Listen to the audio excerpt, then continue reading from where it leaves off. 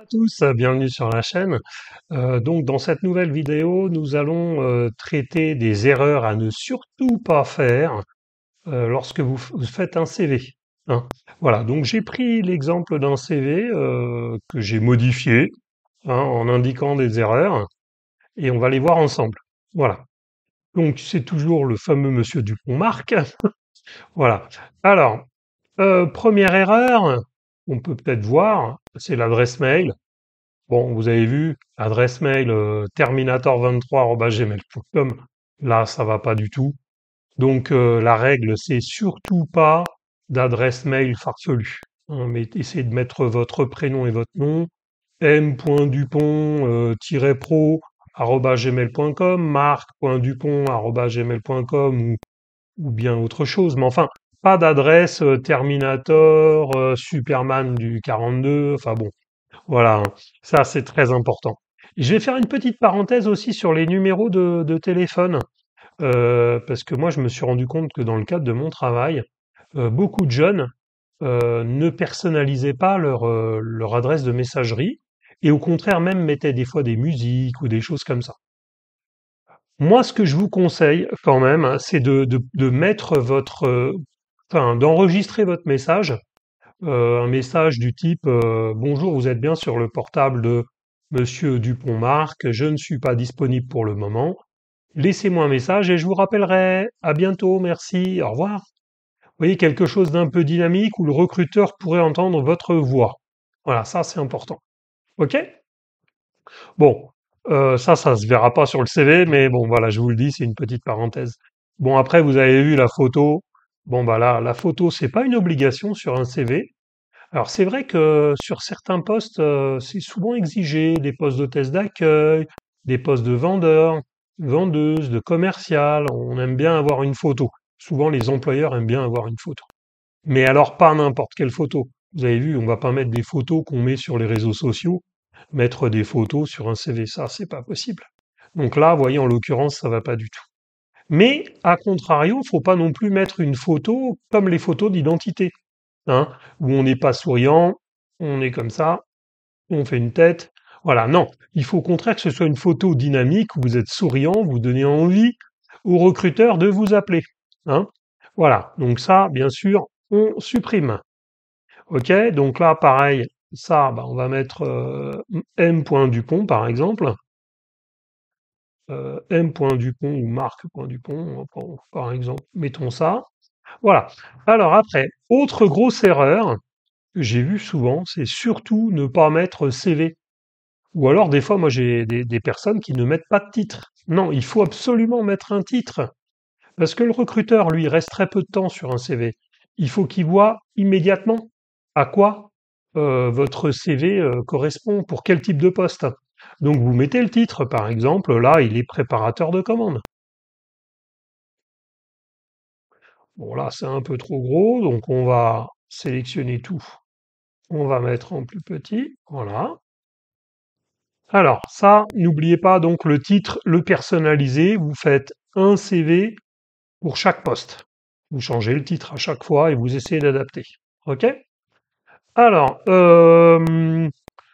d'ailleurs, par rapport à la photo, j'ai oublié de vous dire, mais par exemple, vous postulez pour un poste de mécanicien automobile, vous n'allez pas mettre une photo où vous êtes en costume cravate. Hein. Il faut que la photo soit quand même en adéquation avec le poste que vous recherchez. Ça, c'est très important. OK? Voilà. Alors ensuite, la mise en page. Vous voyez que là, par exemple, on voit que la mise en page, ça va pas du tout. Hein. Là, c'est un peu le fouillis total. Donc, ce qu'on va faire, c'est ça. On va afficher ça et on voit bien que là, eh ben, la personne qui a fait le CV, donc en l'occurrence moi pour l'exemple, euh, a mis des espaces, a appuyé plusieurs fois sur la touche espace. Donc on va supprimer ça. L'idée, c'est de supprimer et d'utiliser la touche tabulation. Vous voyez? Là, on supprime tous les espaces et on utilise la touche tabulation. Là, c'est pareil. Et on utilise la touche tabulation. Là, c'est pareil. La mise en page, c'est important hein, quand même. Hein. Euh, N'oubliez pas, le recruteur, il a très peu de temps hein, pour sélectionner ou pas votre candidature. Voilà, bon là, vous voyez, j'ai fait l'erreur de je vois pas très bien avec ces petits traits là, on va les enlever.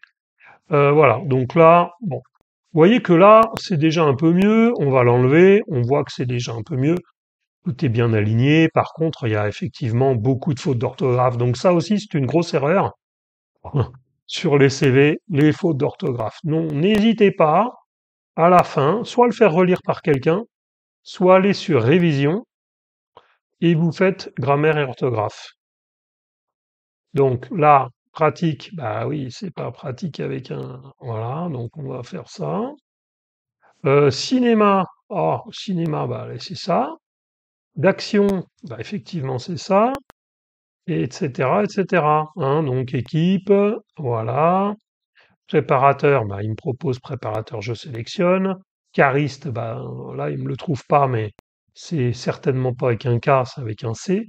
Donc après, on peut aussi le modifier à la main. Hein. On n'est pas obligé d'utiliser le vérificateur. L'idée, bien entendu, vous l'avez compris, c'est pas de faute d'orthographe. Ça, c'est super important.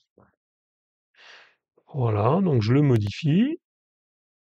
Baccalauréat, bah, c'est pareil. On peut aussi faire clic droit, hein. Il nous propose des choses, Word. Baccalauréat professionnel, bah, il y a deux N. Voilà. Et voilà. Donc là, a priori, il n'y a plus de faute. Ah, il y a une faute là, avenue, vous voyez. Il n'a pas détecté le détecteur de Word, détecteur d'orthographe de Word, mais il y a une faute. Donc on va rajouter le...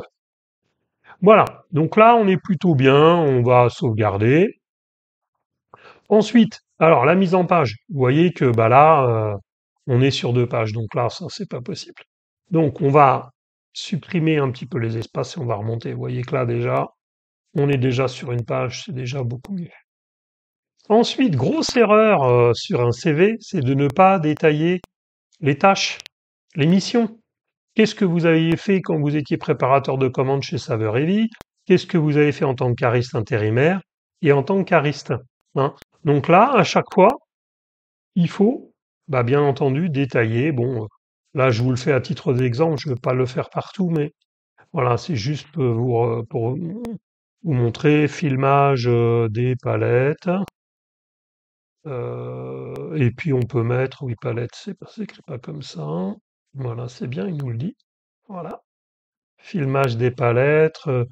Et puis on peut mettre préparation des commandes, préparation des commandes de fruits et légumes, par exemple.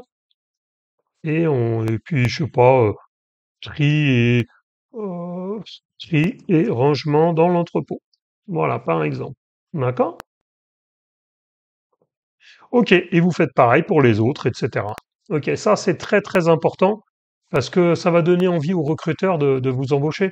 Et puis du coup, bah, vous voyez, il y a beaucoup d'espace.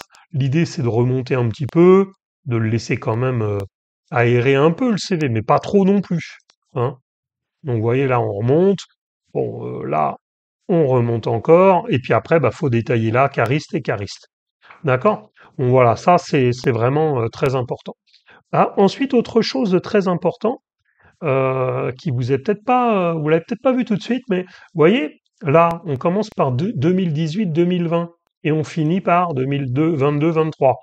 C'est le contraire qu'il faut faire. Il faut faire tout le contraire. D'accord?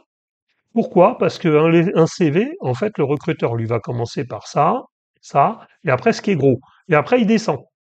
Donc, s'il descend en 2018-2020, il peut se dire, oh, il a pas travaillé après. Bon, bah, ça m'intéresse pas, je passe au suivant.